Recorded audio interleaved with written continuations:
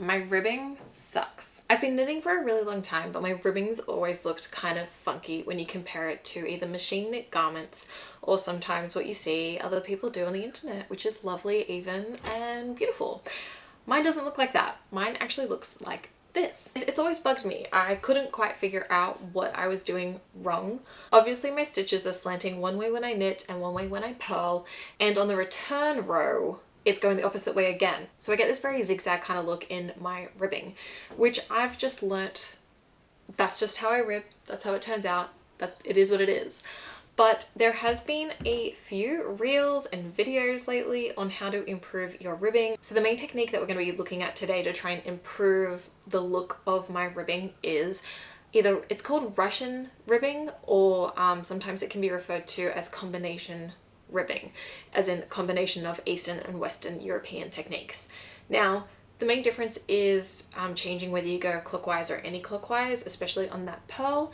I'll explain it in a few, so don't stress too much, I will go through it. But first let's take a look at how I normally do my ribbing. My knitting is pretty stock standard, knit one, purl one. When knitting, I knit as normal through the front loop and wrap my yarn anti-clockwise and pull through. Similarly with the purl, I purl through the front loop and wrap my yarn anti-clockwise and pull through. So that's how I normally do my ribbing, and you can see that this is how it turns out.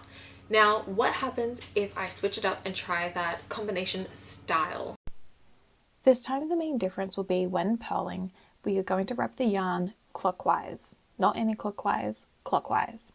This will result in a twisted stitch, but that's okay. On the return row, we counteract this by knitting through the back loop of this stitch. And so the sequence will be, for all knits, knit through the back loop, wrap anti-clockwise as normal, and for all purls, purl into the front loop, but wrap clockwise and pull up, and continue for the rest of the row.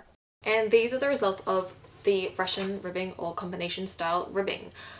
To be honest, at first I thought it was kind of getting somewhere, but then I took a closer look and a step back and they looked exactly the same, which was a bit like, oh, it was so saddening, because when I actually did more research into different methods to improve the look of your ribbing, this same technique came up over and over and over again, and I was so excited to try it out to see if it worked.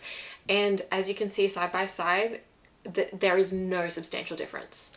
So in a last ditch effort, I was like, okay, what is something else that I can try? And you're gonna laugh at how silly this one is, but blocking. Blocking was the next kind of best thing in terms of trying to have a look at ways to improve the evenness and the look of ribbing. So I gave that a go. Oh, and I did mean to say that I have tried, I am an English style knitter. That's just what I do. That's what I've always done. Don't at me. I'm pretty quick at it. I've been doing it for over 20 years. It works for me. That's fine. To each their own. However, I have tried continental knitting for ribbing to see if I'm pulling too tight with my right hand. Or is it the way that I slide the stitches off? Normally I do slide the stitches off quite closely to the needles. I don't do those big gaps that sometimes you hear referenced when you have tension problems. So I don't think that's what's going on here. I am a very tight knitter, so it is probably related to that. So I tried continental knitting, which for me is a lot looser in tension, because I can't grab it that well.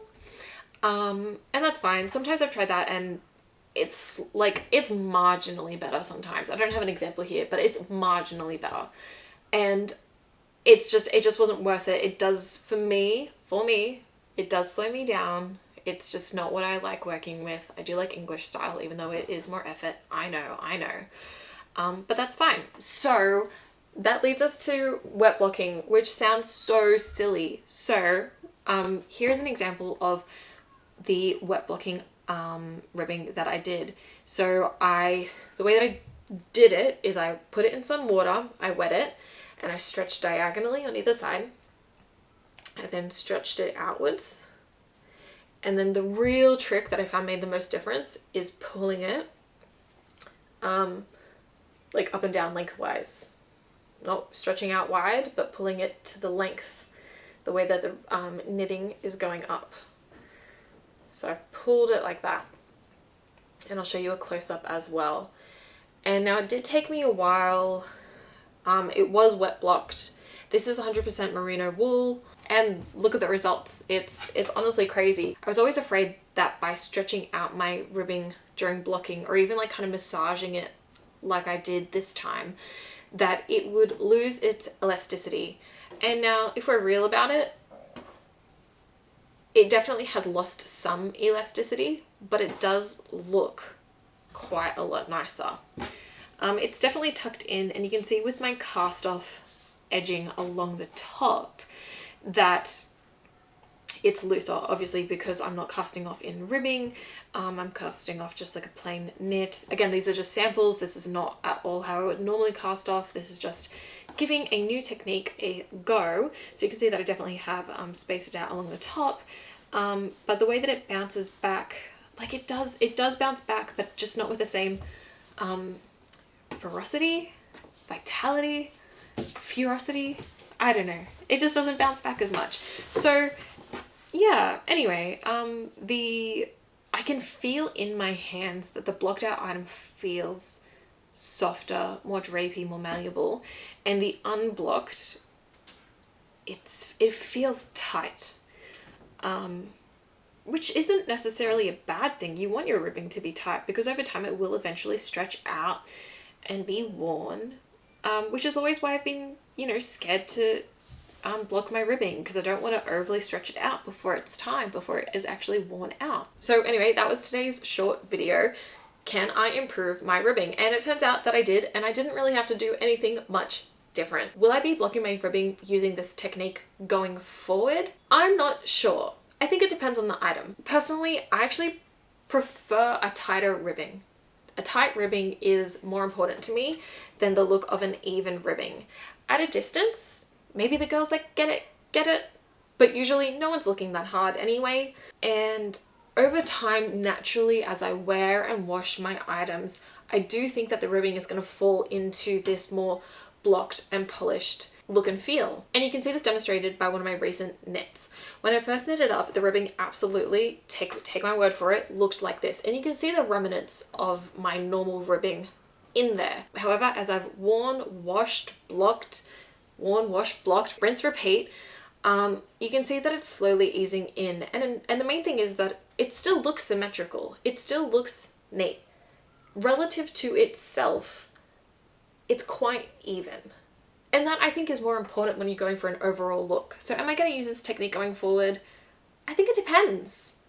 It's a lot of effort. It's always a bit scary when you're manipulating the things that you've made because you don't necessarily know if it will be reversible.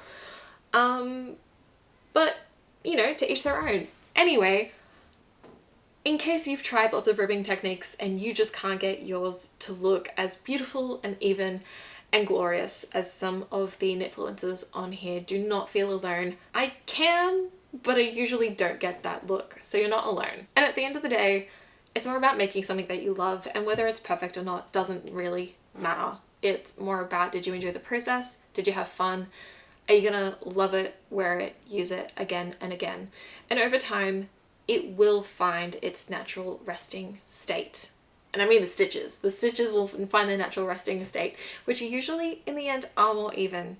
And that's the main thing. So I hope that you enjoyed today's video and that you know that you're not alone when it comes to ribbing tension troubles. Let me know if Russian ribbing or combination ribbing has worked for you, if continental or English style works better, or if you actually just generally do block by default anyway. I would love to know what you do, or if you just don't worry about it, because I think that's probably where I'm gonna land on this situation. I think I'm just gonna not worry about it. But that was fun. Okay, thanks, bye.